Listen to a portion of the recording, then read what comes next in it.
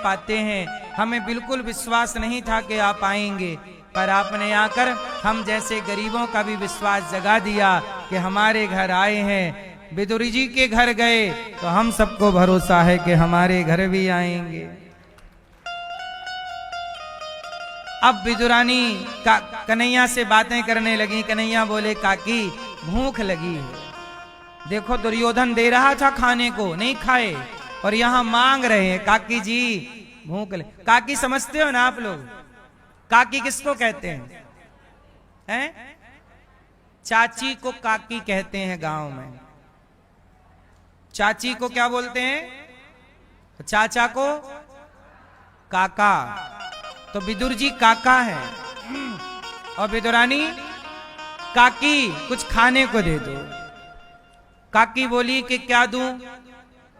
अच्छा, उनके घर में तो कुछ था नहीं, वो सूखे साग पत्ते उबाल करके पानी में खाती थी। अब वही साग पक रही थी, भतुए की साग, पानी में डाल दिया, पक गई, सो खा लिया। ना कोई मिर्ची, ना कोई छौंका, ना कोई मसाला, खा गए। अब तो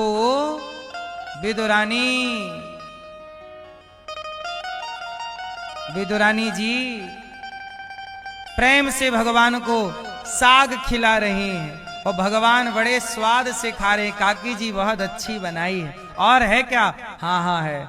और सूखी साग परोस दी। और है क्या? पूरी खा गए। अभी भूख मिटी नहीं। अब क्या करें? अब क्या?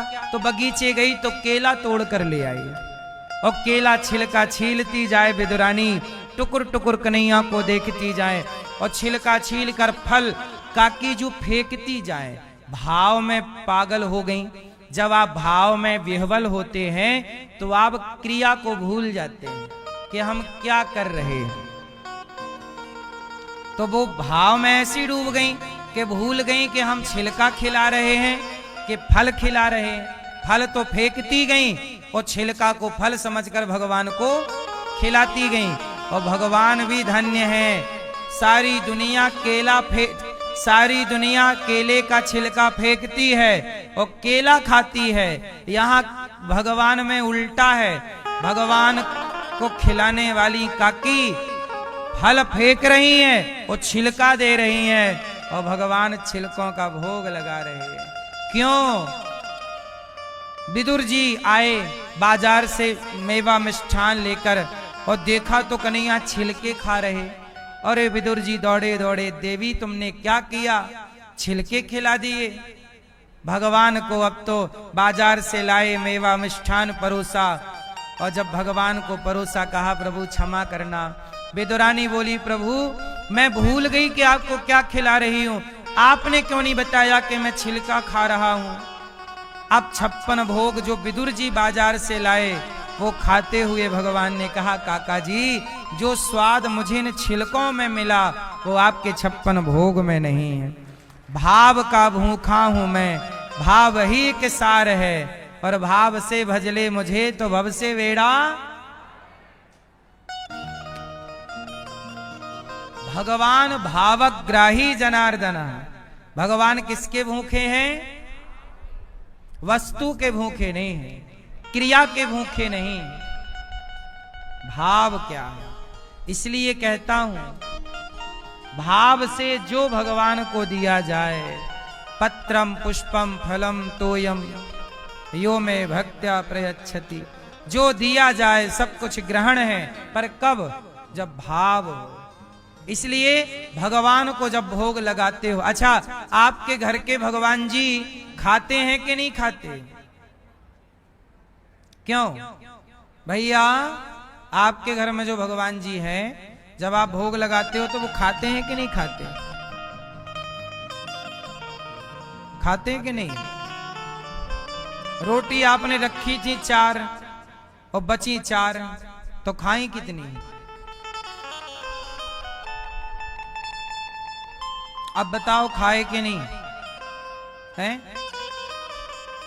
भाई, 4 रोटी आपने रखी भगवान को और साग चावल रखा जो भी थाली में, और जैसे रखा था वैसे ही वापस उठा लिया, तो खाया क्या? क्या खाए? वही पूछ रहे हैं। जरा हमें समझाओ, क्या खाए भगवान? क्या खाए भगवान? पीछे वाले भैया आप बताओ, क्या खाए भैया? भैया जी क्या खाए भगवान? हाँ सुनो, जैसे पुष्प में मधुमक्खी बैठ जाए तो मधुमक्खी पुष्प से शहद ग्रहण कर लेती है। पुष्प से मधुमक्खी क्या ग्रहण करती है? शहद। जैसे मधुमक्खी पुष्प से शहद ग्रहण कर लेती है, ऐसे ही और जब ग्रहण करती है तब पुष्प का वजन कम नहीं होता। जैसे मधुमक्खी पुष्प से शहद ग्रहण करती है और शहद ग्रहण करने के बाद उस पुष्प का वजन कम नहीं होता, उसी तरह जब भगवान भक्त के दिए दाल चावल सब्जी रोटी पकवान का भोग लगाते हैं तो भक्त के उस भाव को ग्रहण कर लेते हैं और वस्तु आपके लिए छोड़ देते हैं कि तुम ले जाओ। तो भगवान उस मधुमक्खी की तरह जैसे वो रस को ग्रहण कर लेती है पुष्प को छोड़कर, ऐसे भगवान दाल चावल सब्जी रोटी को छोड़कर उस रोटी खिलाने वाले भक्त का जो रोटी खिलाने का भाव की शहद है वो भाव की शहद को ग्रहण कर लेते हैं। भावग्राही जनार्दन। इसलिए ये नहीं कहा जा सकता कि भगवान नहीं खाते, खाते हैं, भाव का भोग ग्रहण करते हैं। इसलिए आप रोज भोग लगाकर ही खाया करो। तुम ही निवेदित भोजन करें, बिना भोग लगाए भोजन नहीं करना चाहिए, बिना भगवान जी को खिलाए। अब कई लोग कहते हैं कि हम लहसुन प्याज खाएं कि ना खाएं। तो देखो, भगवान को भोग नहीं लगता लहसुन प्याज का, लगता है? अब सवाल खड़ा हुआ कि क्यों नहीं लगता? तो भगवान को भोग इसलिए नहीं लगता क्योंकि भगवान ये जो लहसुन प्याज है ये तामसी कोटि का भोजन है। तामसी मतलब, तामसी मतलब है ये कह सकते हैं आप कि आसुरी प्रवृत्ति का भोजन है। भोजन तो है, लहसुन प्याज भी एक प्रकार का आहार ही है, पर यह सबके लिए योग्य नहीं। अब जैसे मांस भी है, मांस भी लोग खाते हैं पर अपने लिए योग्य नहीं है, ऐसे ही यह राक्षसी भोजन है लहसुन प्याज, तामसी है, इसलिए ये भगवान को भोग नहीं लगता। जब भगवान को भोग नहीं लगता तो भक्त सोचते हैं कि जब भगवान ही नहीं खाते तो हम तो वही खाते हैं जो भगवान खाते हैं, जो भगवान नहीं खाएं वो हम क्यों खाएं, इसलिए लोग नहीं खाते। यदि आप लोग लहसुन प्याज खाते हैं तो कोई पाप अपराध ऐसा नहीं है कि कोई बहुत बड़ा गुनाह है। भगवान नहीं ग्रहण करते सो नहीं खाते। अब कोई खाए ना खाए मर्जी आपकी, अब वो आपका डिसीजन है, आपको खाना है या नहीं खाना। भगवान का भोग नहीं लगता तो हम लोग सोचते हैं कि अपने लिए फिर अलग से बनाओ, भगवान के लिए बिना लहसुन प्याज का बना दो और फिर अपने लिए लहसुन प्याज का। तो बताओ फिर तो ये कपट हो गया, भगवान के लिए अलग स्वाद और अपने लिए अलग स्वाद। तो भक्त इस तरह का कपट ना करता हुआ जो भगवान खाएंगे हम वही खाएंगे, यह निश्चय करके वह हर वस्तु त्याग देता है जो ईश्वर ग्रहण नहीं करते। और सबसे बड़ा पाप है असत्य बोलना, छल करना, कपट करना। इन बुराइयों का परित्याग कर देना चाहिए। भगवान विदुरानी के घर गए और भाव से छिलकों का भोग लगाए। इसके बाद भगवान जब अपनी लीला पूरी करके गए, अच्छा भगवान कृष्ण इस धरती पर कितने वर्ष रहे हैं? कितने वर्ष रहे? भगवान इस धरा पर आज भी हैं, कहीं गए नहीं, पर जो लीला का क्रम है वह 125 वर्ष का क्रम है। भगवान इस धरती पर धरा पर कृष्ण बनकर कितने वर्ष लीला किए? 125 साल। और फिर अपनी लीला पूरी करके फिर यहीं कण कण में समा गए अपने एक धाम वहां बैकुंठ गौलोक में, और एक कण कण में ईश्वर समाये हैं। भगवान कहीं गए नहीं, आज भी वो यही हैं और हमें और आपको आज भी वो देख रहे हैं। जाते नहीं हैं भगवान, समा जाते हैं आपके आपके आपके अंतरात्मा में भीतर। अच्छा भगवान कृष्ण किस तरह गए, जाने की लीला पता है आपको? कैसे गए?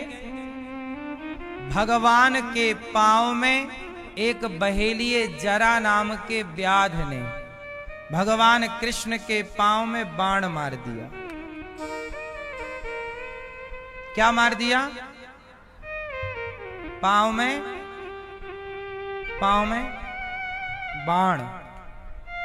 बाण मार दिया। तो भगवान ने जरा नाम के व्याध को बुलाया यहां। अब व्याध को लगा भगवान के पांव भगवान ना लेटे थे एक बार,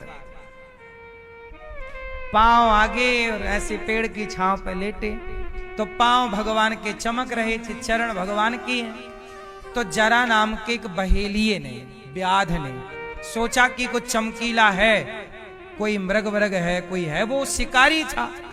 उसने चलाया बाण, वो बाण जाके लगा भगवान कृष्ण के चरण में। जब चरण में बाण लगा तो वो आया जरा नाम का व्याध, और आकर के देखा तो भगवान, अब तो व्याध चरणों में गिर पड़ा। प्रभु क्षमा क्षमा, गलती हो गई, पांव में आपके बाण लगे।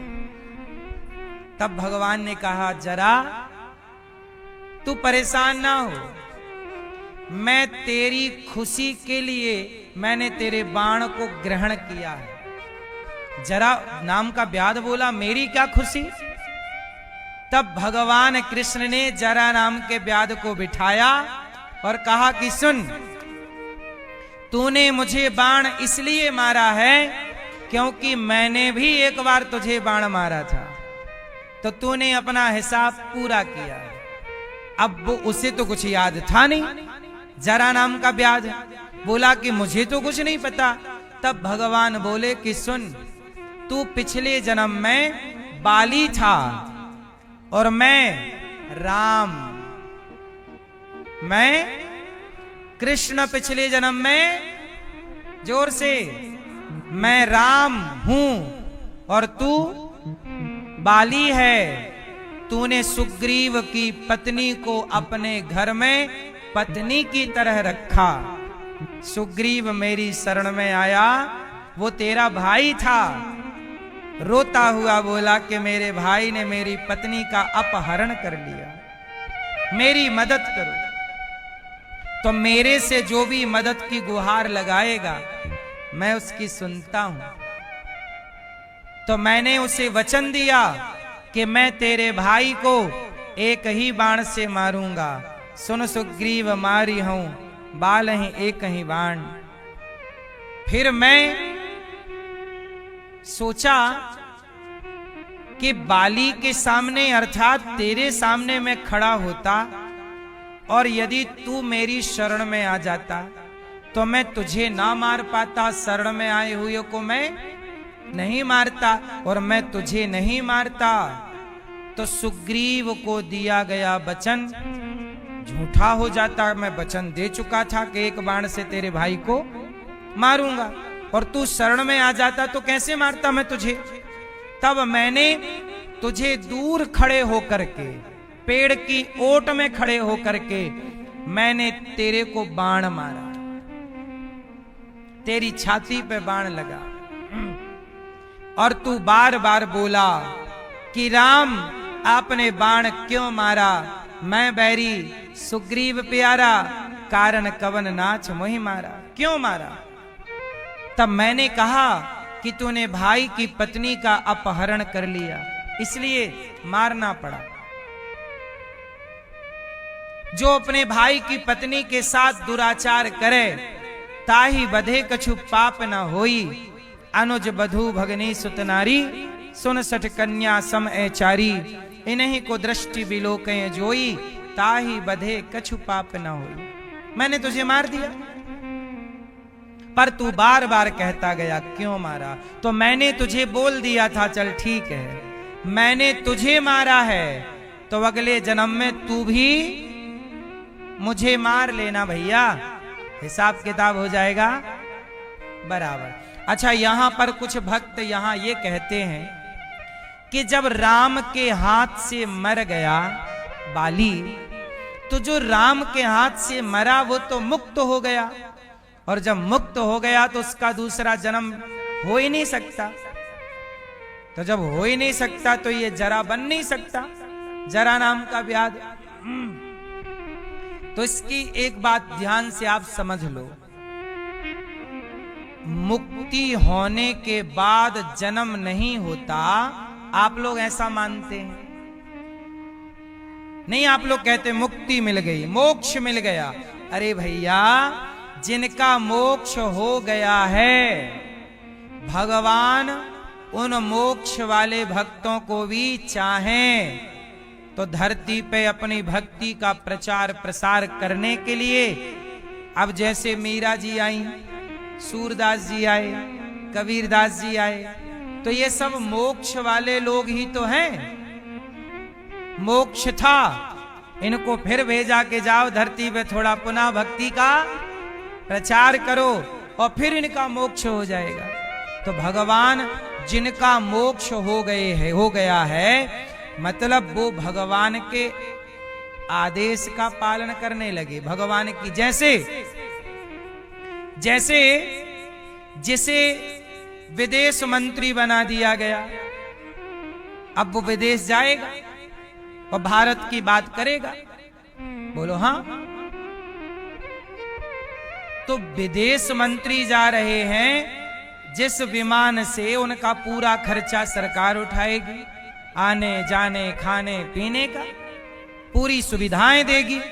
ऐसे ही जिनका मोक्ष हो गया है, वो भगवान के ऑर्डर पर जिस लोक में भगवान चाहें भक्ति के प्रचार के लिए भेज सकते हैं।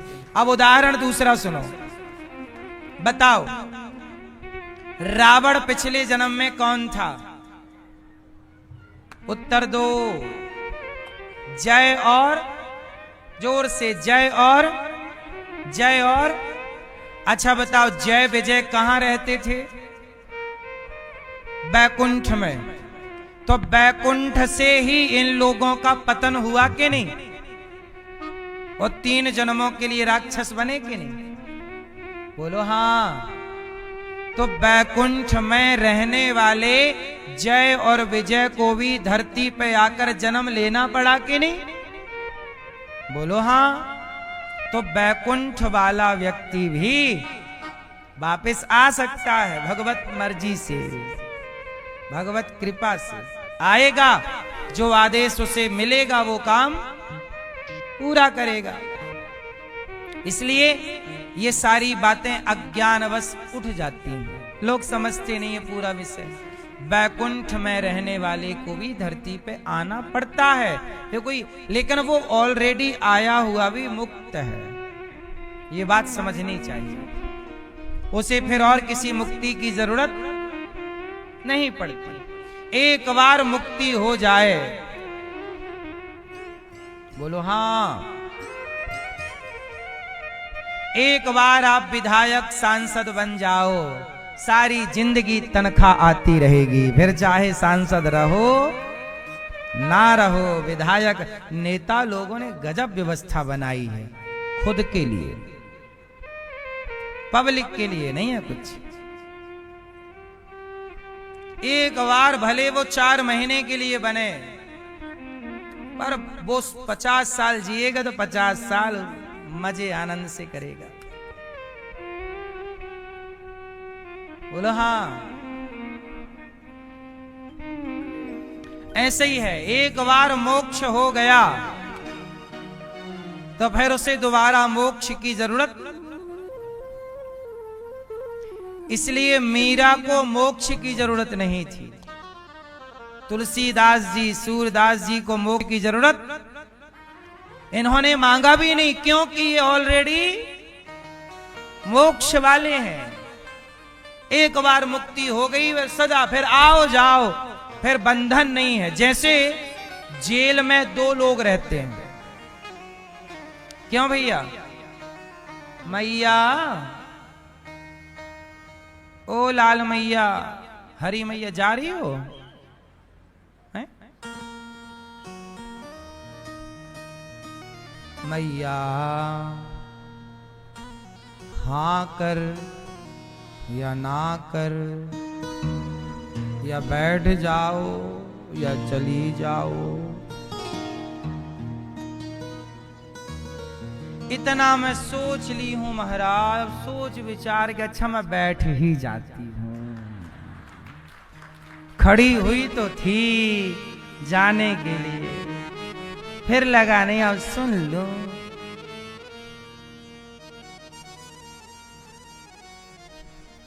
तो मोक्ष वाले, इसलिए कहता हूं एक बार आप लोग ऐसे कर्म कर लो कि आपका मोक्ष हो जाए, फिर आपकी सीट पक्की, आता रहेगा हर महीने खाते में, फिर परेशान होने की जरूरत। बोलो हाँ। तो आप लोग एक बार मोक्ष के को पालो, फिर आप आजाद हो, फिर आप भटकोगे। अब जैसे सुनो, रावण मोक्ष वाला व्यक्ति था। रावण कोई ऐरा गहरा नत्थु खैरा नहीं था। रावण ऑलरेडी कहां रहता था? बैकुंठ में। और बैकुंठ से शाप के कारण धरती पे जन्म लिया, क्या बना? रावण। और जब बैकुंठ से रावण आया और रावण रास्ता भटक गया, अपनी सेठानी को चुरा के ले आया।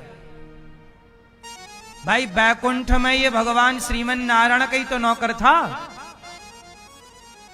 नारायण हो गए मालिक, सेठ, और लक्ष्मी जी कौन हो गई? सेठानी। और रावण हो गया नौकर, क्योंकि ये जय विजय द्वारपाल कौन होता है? नौकर होता है। ये रावण तो भगवान के घर का नौकर था, लेकिन नौकर की बुद्धि बैकुंठ में रहने के बाद भी नीचे आकर के रावण की बुद्धि सेठानी को ही चुरा के ले आया, अर्थात सीता मैया वो लाया।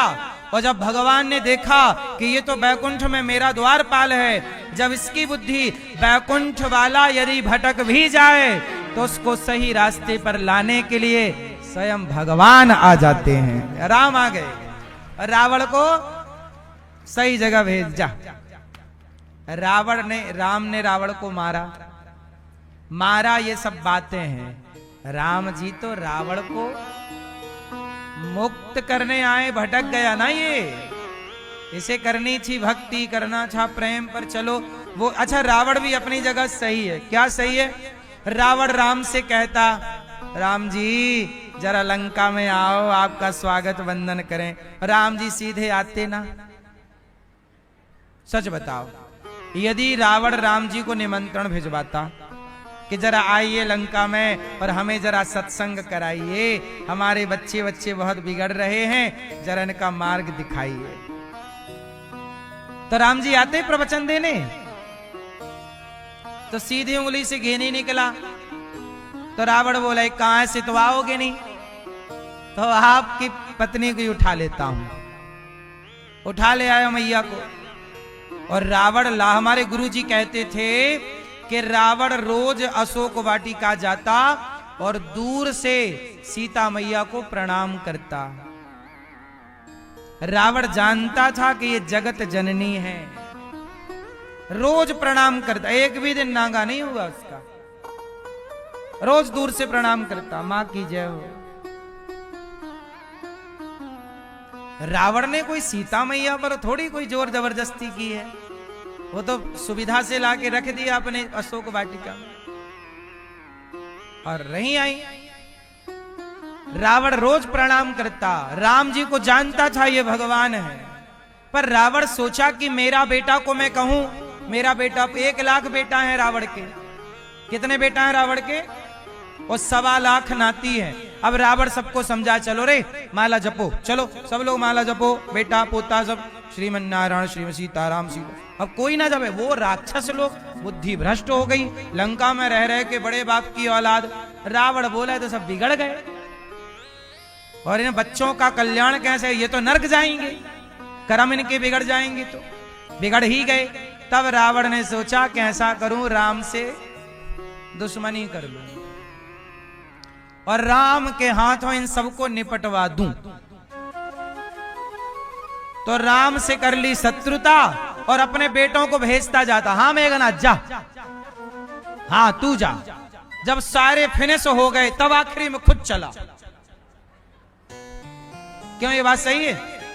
रावण पहले नहीं गया, पहले गया एक बार तो हल्का फुल्का युद्ध करके लौट आया, और आखिर बाद में फिर अपने इस बेटे को जिसको मुक्ति दिलाना चाहे, तू जा तू जा, पोता बेटा सब भेज दी, जा जा जा। जब देखा कि सब निपट गए, सब मोक्ष पा गए, राम के हाथों मरे हैं, लक्ष्मण जी के हाथों मरे हैं, सबका कल्याण। अब रावण अपन चला, चलो अब चला रावण। और रावण चला और राम जी से युद्ध किया और राम जी से मारा गया। तो मारा क्या गया, हम जैसे पापी तो राम का एक दर्शन करने को तरस रहे हैं। रावण कितना पुण्यात्मा था कि राम सामने खड़े हैं प्रत्यक्ष। सोचिए जरा, रावण का शत्रु कौन है? जरा सोचिए, रावण के शत्रु भगवान है। सोचिए कितना बड़ा वो रावण है। आप जिन राम की एक झलक पाने को तरसते हैं, वो राम उनके द्वार पर पड़े हैं, वो राम उस रावण के द्वार पर वहां हैं। और रावण युद्ध कर रहा है, बार बार दर्शन कर रहा है, सबका कल्याण करा रहा है। रावण के 2 पहलू हैं। एक पहलू यह है कि रावण गलत है, सीता मैया को चुरा ले आया, पर एक पक्ष ये देखा जाए तो रावण सबका कल्याण करना चाहता है। शिशुपाल भगवान को गाली देता है, और गाली देने वाले शिशुपाल को जब भगवान ने मारा तो बताओ उसकी दुर्गति हुई कि सदगति हुई? क्या हुई? फिर सिंपल फंडा, पूतना को मारा, जहर पिलाने आई पूतना, उसको मारा तो दुर्गति हुई कि सदगति? अरे भगवान के हाथों मरना ही सदगति है।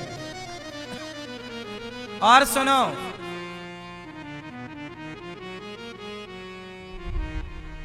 ये बाली कह रहा है चलन चातुरी मोर, इसलिए बाली अगले जन्म में क्या बना? इसलिए मोक्ष बाली का होने के बाद भी यदि जरा नाम के व्याध बनकर आए और उनकी इच्छा कामना पूरी हुई तो इसमें कोई आश्चर्य नहीं है। तो भगवान के चरणों में बाण किसने मारा? बाली ने। वो पिछले जन्म के बाली इस जन्म में जरा नाम के व्याध बने और भगवान राम ही कृष्ण बने। ये लीलाओं से ये कन्फर्म हो गया कि जो राम है वही कृष्ण है और जो कृष्ण है, इनसे ये कन्फर्म हो गया कि राम कृष्ण दोनों एक हैं। अब राम भगवान कृष्ण ने कहा कि तूने बाण मार दिया, अब एक काम कर, मैं तुझे बैकुंठ भेज रहा हूं, अब तेरी पूर्ण गति हुई। और भगवान ने पहले उसको परम गति दी और अपनी लीला 125 वर्ष की पूरी करके जाने लगे। जब भगवान जाने लगे तो वहां पर विदुर जी आए। वहां पर कौन आए? वहां पर विदुर जी तो मैत्री जी वहां पर थे और वहां पर उद्धव जी थे। कौन थे वहां? उद्धव जी। उद्धव जी आए और भगवान ने जाते समय दिव्य जो गीता में अर्जुन को ज्ञान दिया है, उससे और जो ज्ञान देना था भगवान कृष्ण को, वह भगवान ने 11 स्कंध अर्थात भागवत जी के 11वें स्कंध में उद्धव जी को दिया। किसको दिया? गीता का ज्ञान अर्जुन को मिला और भगवान के जाते वक्त किसको ज्ञान दिया? उद्धव जी को। इसलिए ये भागवत जो है, भगवत गीता में 700 श्लोक हैं और भागवत जी में 18,000 श्लोक हैं। भगवत गीता में सिर्फ भगवान की वह वाणी है जो कुरुक्षेत्र में अर्जुन को सुनाई, और भागवत जी में वो सारी वाणियां हैं जो भगवान के प्रकट होने से लेकर अंतिम दिवस की यात्रा तक की वाणियां भागवत जी में। इसलिए कोई भागवत सुन ले तो उसका लोक परलोक दोनों ही संवर जाता है। इसलिए आपसे कहता हूं, भागवत सुनते रहा करो। अब विदुर जी मैत्रेय जी के पास उद्धव जी गए, भगवान लीला पूरी करके गए। कहा भगवान संसार में इस तरह की लीला करते हैं, क्या क्या करते हैं जरा सुनाओ। पूरी कथा सुनाई, सृष्टि का क्रम सुनाया। ब्रह्मा जी से भगवान श्रीमन्नारायण से ब्रह्मा जी प्रकट हुए नाभि कमल से, फिर उनके एक अंग से मनु, दूसरे अंग से शत्रुपा। वाराह भगवान प्रकट हुए, पृथ्वी की स्थापना की। बोलिए वाराह भगवान की। मनु जी महाराज की 3 बेटियां, आकुति, देवहूति, प्रसूति, और 2 बेटे प्रियव्रत, उत्तानपाद। आकुति का विवाह रुचि प्रजापति से हुआ, देवहूति का विवाह करदम जी से। करदम जी की 9 बेटियां हुई। ब्रह्मा जी के मानस पुत्रों से विवाह हुआ। करदम जी के एक पुत्र हो गए, साक्षात भगवान आए कपिल बन करके। बोलिए कपिल देव भगवान की। अच्छा, यहां एक बात मैं आपको समझाऊं। गृहस्थी, आप गृहस्थ हो ना। करदम जी कह रहे हैं मेरी बेटियों का विवाह हो गया, मेरे बेटा भी हो गया, समझदार है, अब मैं चलूं। गृहस्थी में रहो और फिर निकलो। है ना? कितने साल की है गृहस्थी? मैया बताएंगी, पीली मैया। कितने साल? मैया, ओ लाल मैया, गृहस्थी कितने साल की है? 60 है? 50? कितने साल की है मैया? आप बताओ। माला वाली मैया कितने साल की गृहस्थी? नहीं बताओगी? गृहस्थी 25 साल की होती है। कितने साल रहना चाहिए गृहस्थ में? बेटा बेटी जब तक शादी ब्याह के योग्य ना हो, शादी ब्याह कर दो, बेटा बेटी का घर बसा दो, अब आप हो गए मुक्त। हो गए कि नहीं? बेटी का घर बसा दिया, बेटी का बेटा सेल्फ डिपेंड है। अब आप धीरे से चित्त को भगवान में लगाओ।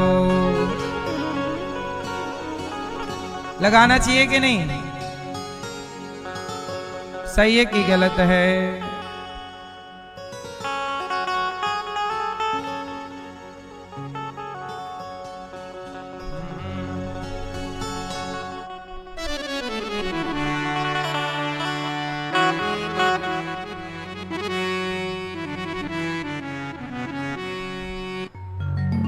एक समय तक सब अच्छा है, मान मेरा कहना अच्छा,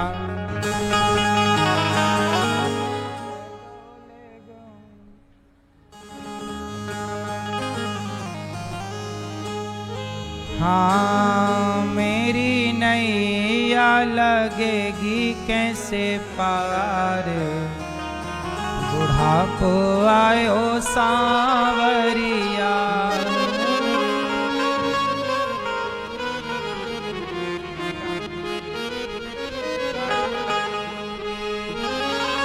मेरी नैया लगेगी कैसे पार, बुढ़ापो आ गयो सांवरिया। अब आप ही बताओ, बुढ़ापा आया, बेटा बेटी का ब्याह कर दिया, अब मन को धीरे से बेटा बेटी से हटाओ और मन चित्त भगवान में लगाओ। कब तक भागोगे?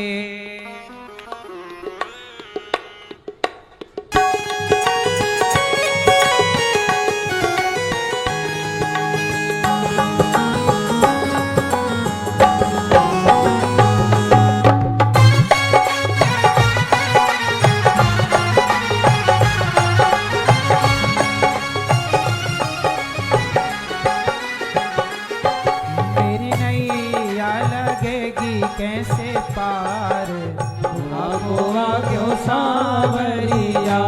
मेरी नैया लगेगी कैसे पार, बुढ़ापो आ गयो सांवरिया। एक भक्त कह रहा है, मेरी नैया लगेगी कैसे पार, बुढ़ापो आ गयो सांवरिया। हाँ मेरी नैया लगेगी कैसे पार, बुढ़ापो आ गयो सांवरिया। जय हो।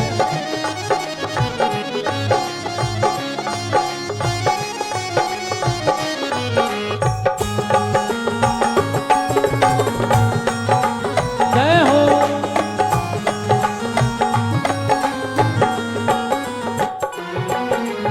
आँखों से अंधे हो गए हैं देखन को लाचार, आँखों से अंधे हो गए हैं देखन को लाचार। आँखों से अंधे हो गए हैं देखन को लाचार। आँखों से अंधे हो गए हैं देखन को लाचार। जरा सुनिए, बुढ़ापे में स्थिति क्या होगी?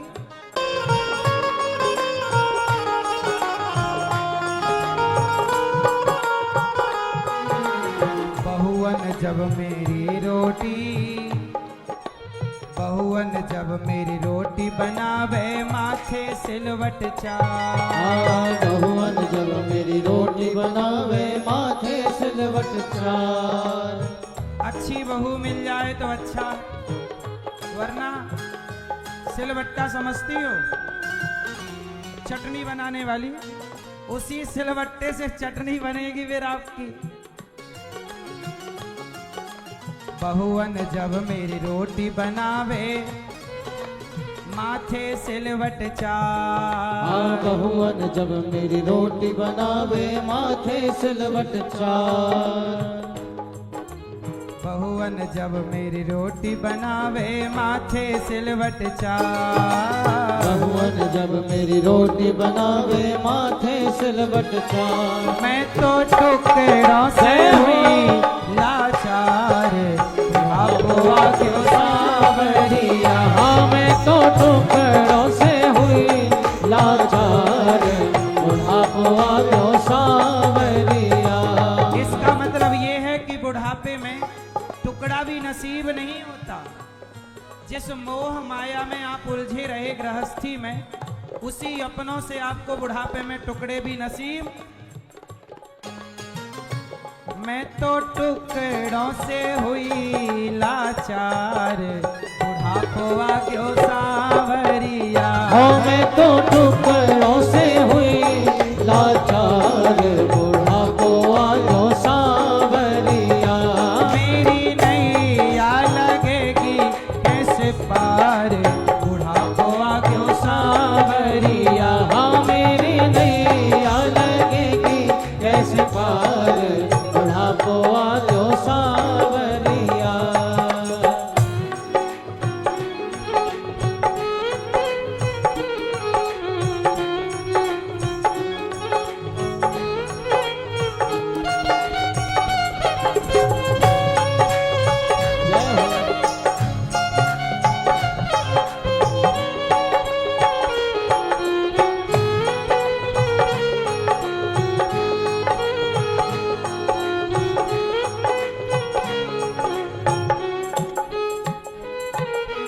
कमा कमा के माया जोड़ी कौड़ी नहीं है पास। कमा कमा के माया जोड़ी कौड़ी नहीं है पास। कमा कमा के माया जोड़ी कौड़ी नहीं है पास। कमा कमा के माया जोड़ी कौड़ी नहीं है पास। मैं तो रह गई हूँ हाथ पसार, बुढ़ापा क्यों सावरिया। मैं तो रह गई हाथ पसार, बुढ़ापा क्यों सावरिया। मेरी नैया लगेगी पार, बुढ़ापा क्यों सावरिया। हाँ मेरी नैया लगेगी कैसे पार, बुढ़ापा क्यों सावरिया। मेरी नैया लगेगी कैसे पार, बुढ़ापा क्यों सावरिया। हाँ मेरी नैया लगेगी कैसे पार, बुढ़ापा क्यों सावरिया।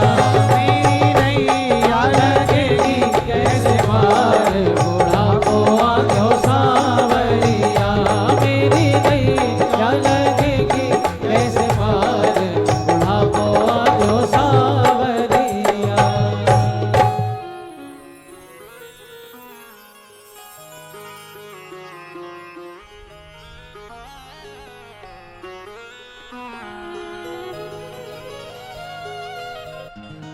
महल दो महल बहुत बनवाए, शीश दिए हैं लगाए।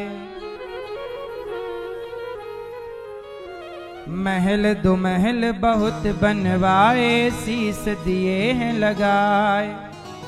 मतलब बड़े बड़े महल बनवाए, आज शीशे लगे हैं महलों में, चमक रहे हैं महल। और मेरी पट्टी की दुआरे पे है खाट, बुढ़ापा क्यों सावरिया। बुढ़ापे में खाट द्वार के बाहर पटक दी जाती है, पड़े रहो यहीं, खांसते रहो। बोलो हाँ। मेरी नैया लगेगी कैसे पार, बुढ़ापा क्यों सावरिया। हाँ। मैया बेटा बेटा करती मैया, बेटा मेरा धन है। आप कहती हो मेरा धन बेटा, पर मीरा तो कहती है पायो जी मैंने राम रतन धन पायो। बुढ़ापा आएगा, बेटे का ब्याह कर लो, बेटा बेटा क्या करती हो।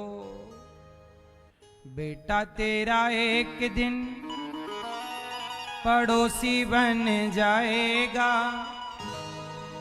और मिट्टी का खिलौना मिट्टी में मिल जाएगा। चित्त लगा लेना भगवान में, कल्याण इसी से है। अब देखो विदुर जी महाराज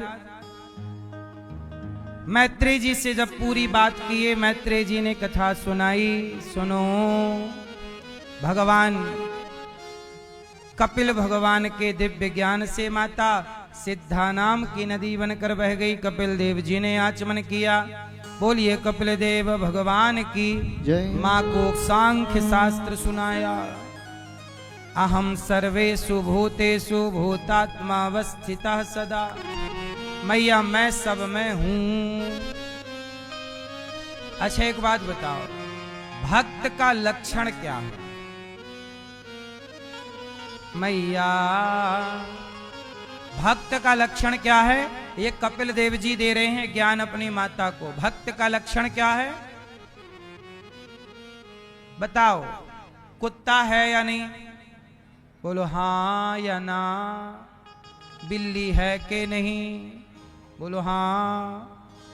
बोलो घड़ा है कि नहीं? जोर से। मैया ओ पीली मैया बताओ घड़ा होता है कि नहीं? जोर से हाँ या ना।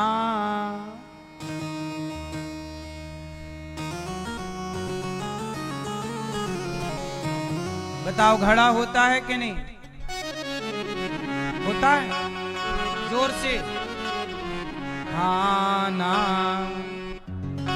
जैसे घड़ा नहीं होता, मिट्टी होती है। क्या होता है बताओ? घड़ा है या मिट्टी है? घड़े से यदि माटी हटा दी जाए तो क्या घड़े में घड़ा रह जाएगा? इसका मतलब वहां घड़ा है ही नहीं। तो वहां सत्ता किसकी है? मिट्टी की। क्योंकि घड़े से माटी हटा दी जाए तो घड़ा कहां बचेगा? उत्तर दो। तो सत्ता किसकी है? जैसे मिट्टी ही मिट्टी है, घड़े का कोई अस्तित्व नहीं है, ऐसे संसार में भगवान ही भगवान है। हमारा आपका संसार का कोई अस्तित्व। लेकिन आप कहते हैं कि कुत्ता है, बिल्ली, स्त्री है, पुरुष है। भाई आप तो ये भी कहते हैं कि घड़ा है, पर घड़ा नहीं है।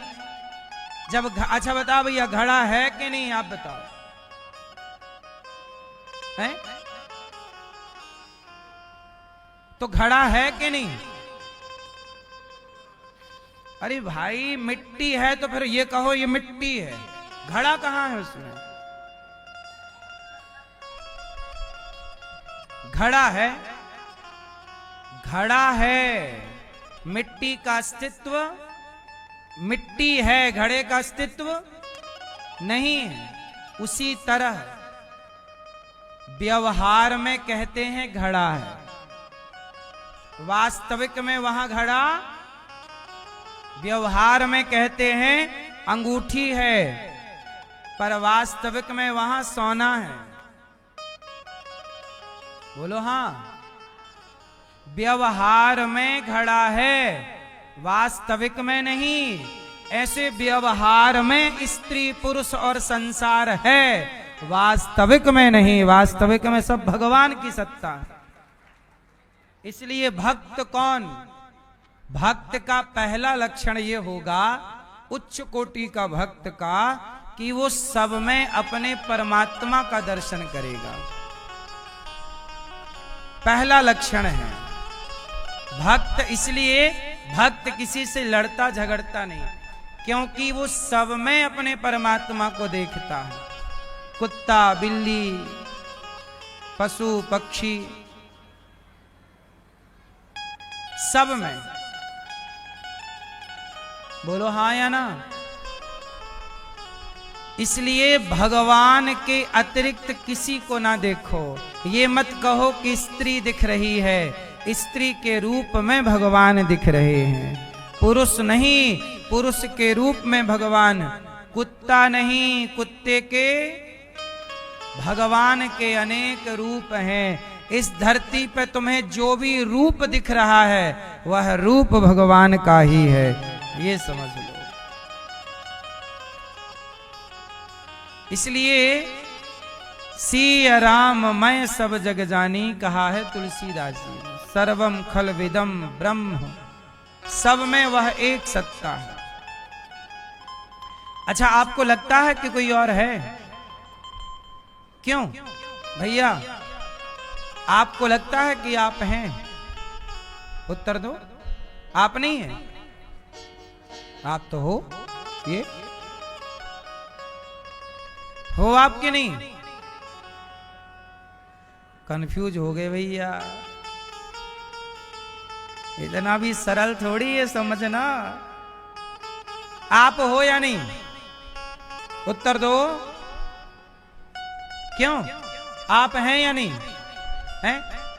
हैं? ये भैया कह रहे हैं मैं हूं, ये हैं। आप बताओ, आप हो? आप हो? नहीं?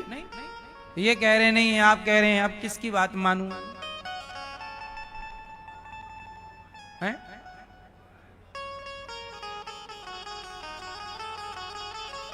अरे भाई, इसलिए हमने ठोस उदाहरण देके समझाया है आपको। जैसे आप कह रहे हैं कि आप हैं, आप नहीं हैं, आपकी सत्ता नहीं है, आपकी सत्ता में भगवान की सत्ता है। आपकी अपनी क्या सत्ता है? आपका अपना कोई अस्तित्व नहीं है। अस्तित्व के रूप में जैसे अंगूठी का कोई अस्तित्व नहीं है, अंगूठी के अस्तित्व के रूप में गोल्ड का अस्तित्व है, ऐसे आपके अस्तित्व के रूप में उस परमात्मा का ही अस्तित्व है। हमारा और आपका कोई अस्तित्व, हमारा अस्तित्व है शून्य, हमारा अस्तित्व है जीरो। अस्तित्व किसका है? जोर से। इसलिए क्यों किसी को देखना? हाँ, सब में प्रभु दिखते हैं, मैया मैं क्या कहूँ। सब में परमात्मा को देखो। नामदेव जी ने कुत्ते में भगवान को देखा, श्रीनाथ जी ने गधे में भगवान को देखा। सब में प्रभु दिखते हैं। इसलिए कहता हूं ना काहू से दोस्ती, ना काहू से बैर। कबीरा खड़ा बाजार में, सबकी चाहे खैर।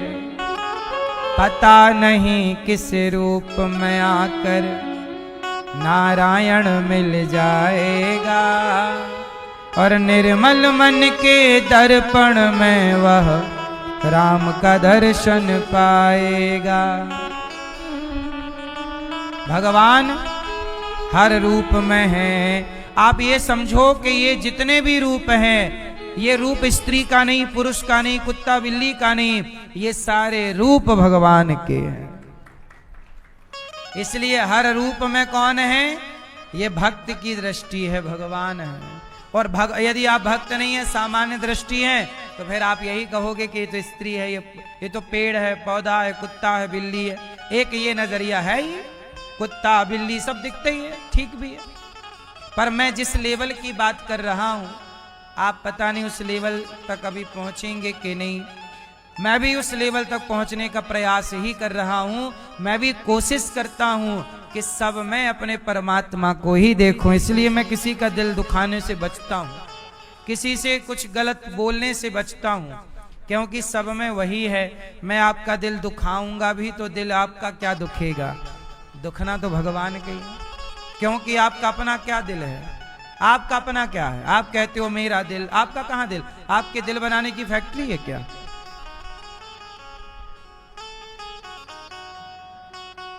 मैया, लोग झूठा गाना गाते हैं। लोग कहते हैं दिल मेरा तोड़ दिया। अब कह रहे मेरा दिल तोड़, तेरा कब से दिल हो गया भैया? दिल तेरा क्यों भैया? दिल आपका है। पहले तो आप भी कहते थे मेरा दिल। इन्होंने भी बयान बदल दिए। अब कह रहे हैं भगवान का। हाँ, सब कुछ जो मेरी थी अब वो सब कुछ भगवान की हो गई। यही तो कथा है, यही तो परिवर्तन है। मेरा दिल मेरा क्या है, अब तो प्रभु आपका है। तो कपिल भगवान ने दिव्य ज्ञान दिया मां को।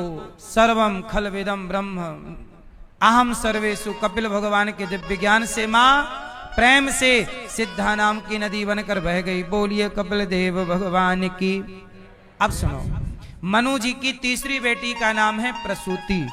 प्रसूति का विवाह दक्ष से हुआ। दक्ष की छोटी बेटी का विवाह शंकर जी से हुआ। शंकर जी का विवाह किससे हुआ? माता सती। सती और शिव दोनों प्रेम से रह रहे हैं। शंकर जी बहुत अच्छे हैं, पत्नी को कथा सुनवाते हैं। एक दिन माता सती को बोले चलो कथा सुनाने चलते हैं। सुनवाने कथा सुनवा के लाए और माता जी ने अच्छे से कथा सुनी नहीं। जब शंकर जी कथा सुन रहे थे, अगस्त जी कथा सुना रहे थे, तो माता जी का मन ही नहीं लग रहा था। और जब कथा में मन नहीं लगेगा तो संदेह रह जाएगा। माता सती को संदेह रह गया। किस पर रह गया? राम जी पर डाउट हो गया। राम जी, मैया माता सती राम जी पर डाउट करती हैं, संदेह। राम जी खोज रहे हैं सीता। राम जी भी गजब का अभिनय करते हैं। रावण ले गया तो राम जी क्या कर रहे? रो रहे, मेरी सीता कहाँ है, सीता कहाँ है। आप भैया कभी रोते हो पत्नी की याद में? हैं? रोते हैं? फिर आप ब्रांडेड पति हो।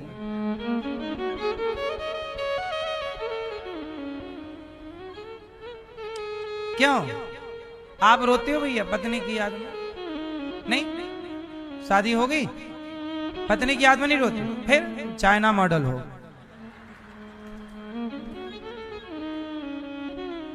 पत्नी की याद में नहीं रोते तो पड़ोसन के लिए रोते हो।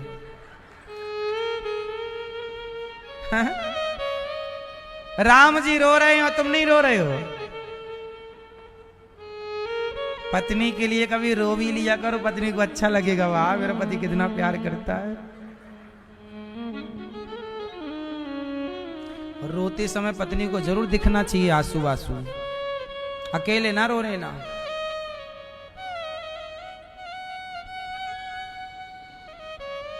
मैयाएं तो अपना रोना दिखाती ही रहती हैं। मैयाओं के आंसू बड़े जल्दी आते हैं। पुरुष के आंसू कम दिखते हैं। अच्छा, पुरुष अकेले में रो लेता है तो पत्नी को लगता है तो रोते ही नहीं है, इसलिए कभी पत्नी के सामने रोया।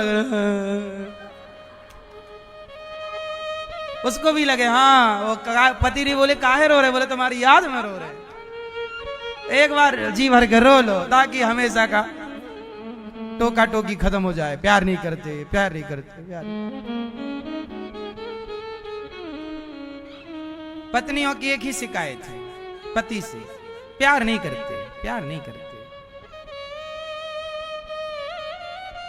रोज 2-3 आई लव यू दे दिया करो। आप देते हैं कि नहीं 2-3 आई लव यू? बोलो हाँ। फिर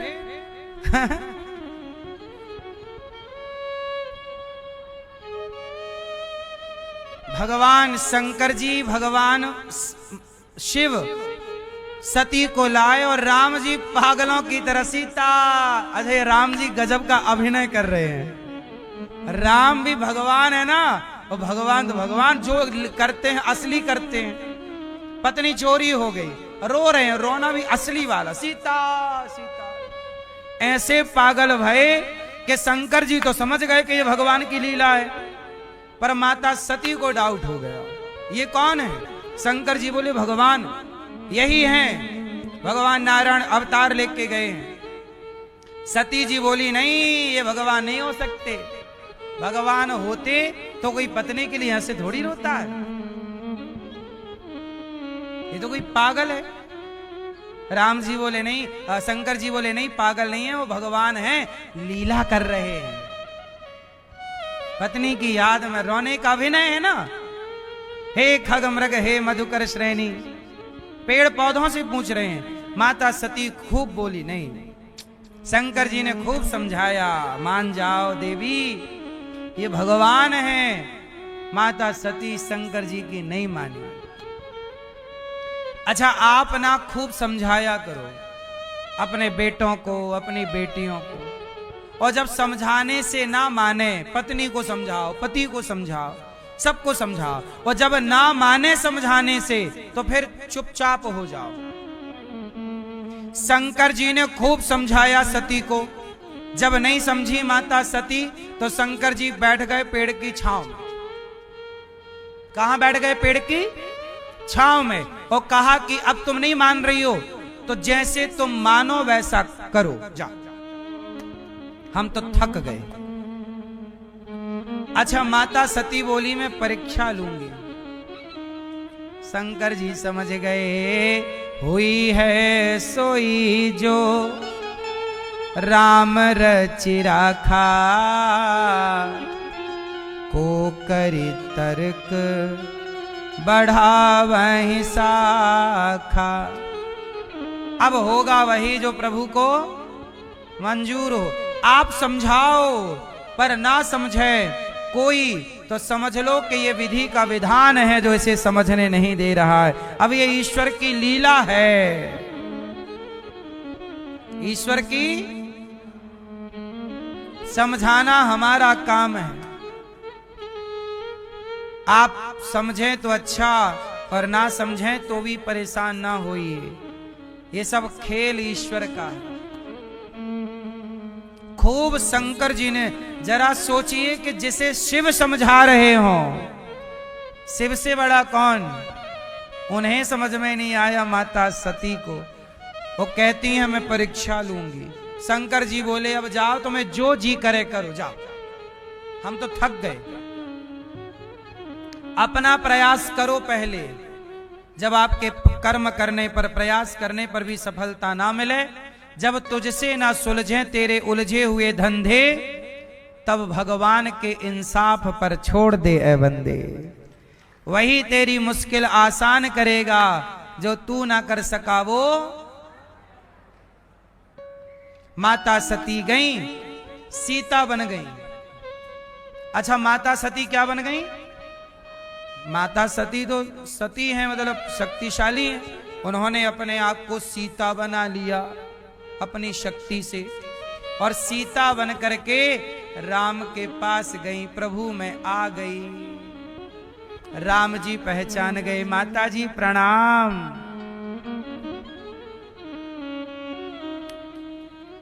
भोलेनाथ कहां हैं? माता सती घबराई, आप कैसे पहचान गए कि मैं सती हूं? मैं तो सीता बनकर खड़ी हूं। राम जी बोले हमारी पत्नी तो रावण ले गया है। सती जी बोली आपको पता है? राम जी बोले सब पता है। सती जी बोली जब पता है तो काहे पागलों की तरह ढूंढ रहे हो? राम जी बोले बैकुंठ में बैठे बैठे थक गए, अब थोड़ा यहां आके ये सब लीला कर रहे हैं, अच्छा लग रहा है। हम भी रो के देख रहे हैं कि दुनिया वाले कैसे रोते हैं। हम भी तो रोने का देखें कि रोने का क्या सुख है, क्या दुख, क्या मजा है। ये हम लीला कर रहे हैं, अपना आनंद ले रहे हैं। जैसे दादाजी पोते के साथ खेल रहे हैं, घोड़ा घोड़ा। दादाजी घोड़ा बने और पोता बैठा है पीठ में, और दादाजी चल रहे हैं। ये दादा क्या कर रहे हैं? घोड़ा बने हैं। क्या चल रही है? ये लीला है। दादा दादा है, वो दादा खेल रहा कबड्डी पोते के साथ।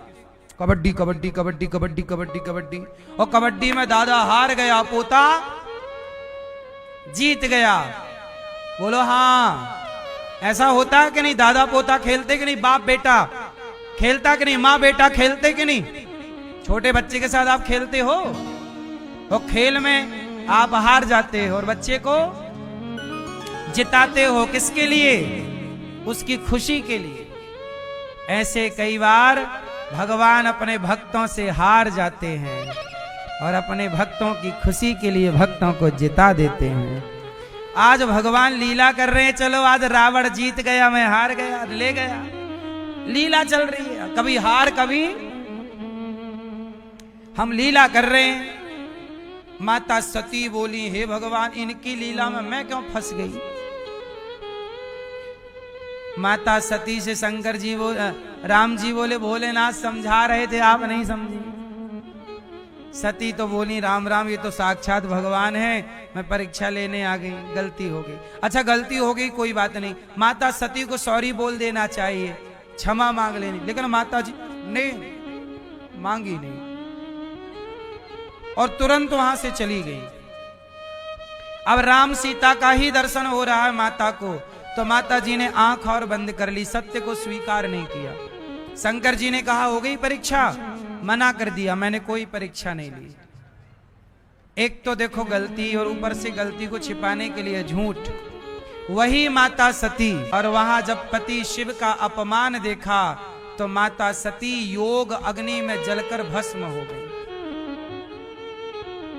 माता सती को अपने जीवन से हाथ धुलना पड़ा। क्यों? लिखा है ना, संशयात्मा विनश्यति। भगवान श्रद्धा का सब्जेक्ट है, भगवान संदेह का सब्जेक्ट नहीं। अच्छा बताओ, माता सती ने राम जी पर संदेह करके सही किया कि गलत किया? जोर से, जोर से, और जोर से, और जोर से। सही किया। यदि माता सती को राम पर संदेह ना होता और ये संदेह की कथा ना होती, तो आज सारे संसार को राम पर संदेह रहता।